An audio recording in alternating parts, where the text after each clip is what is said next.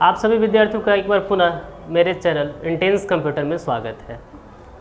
जैसा कि आप सभी जानते हैं कि हमने इससे पूर्व का जो वीडियो बनाया था, आपकी जो क्लासेस मैंने ली थी, उसमें मैंने आपको बताया था टैली के बारे में, टैली क्या होता है। फिर भी मैं आपको एक बार फिर से बता दूं कि टैली जो वो अकाउंट से संबंधित एक सॉफ्टवेयर होता है जो किसी भी कंपनी के वित्तीय आय व्यय को मेंटेन करती है। इसका विकास प्यूट्रोनी के द्वारा किया गया था। ये मैंने शॉर्टकट बताया, आप चाहे तो वीडियोस जो मेरा वो डिस्क्रिप्शन के साथ है, पिछले वीडियो को आप देख सकते हैं। अभी हम आपको बताएंगे क्लासिफिकेशन ऑफ अकाउंट, जिसमें मैंने आपको बताया था कि यहाँ पे 3 तरह के अकाउंट होते हैं, पर्सनल अकाउंट, रियल अकाउंट और नॉमिनल अकाउंट।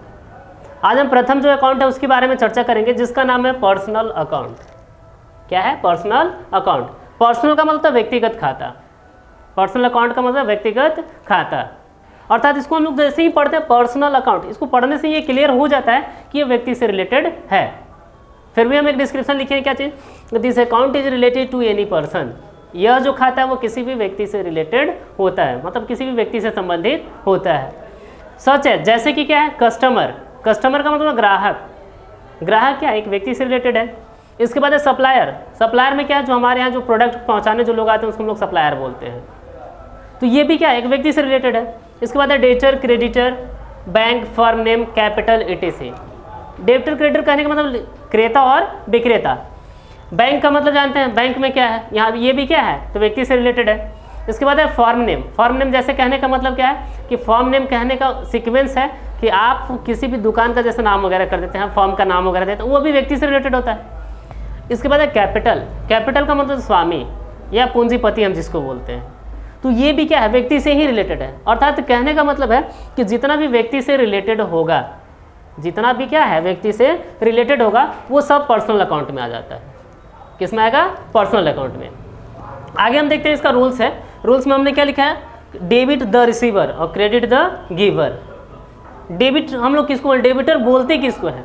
तो डेबिटर कहने का सीक्वेंस है यहाँ पे कि द रिसीवर। रिसीवर का मतलब प्राप्त करता, अर्थात जो किसी भी वस्तु को या कैश हो या किसी भी चीज़ की वो क्या करता है? प्राप्त करता है, उसको डेबिटर कहा जाता है।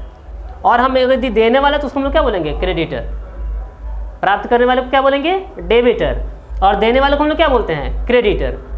अब सीक्वेंस इसमें यह है कि जब भी हम लोग काम करते हैं तो ऐसा नहीं है कि कोई फिक्स है कि यदि ये पर्सन डेबिटर है तो डेबिटर रहेगा और ये क्रेडिटर है तो क्रेडिटर रहेगा। इसमें ये अकॉर्डिंग टू वर्क ये क्या हो जाता है? परिवर्तन हो जाता है, चेंज हो जाता है। जैसे यदि आप वस्तु को ले रहे हैं तो आप क्या हो जाइएगा? डेबिटर। यदि आप वस्तु को दे रहे हैं तो आप क्या बन जाइएगा?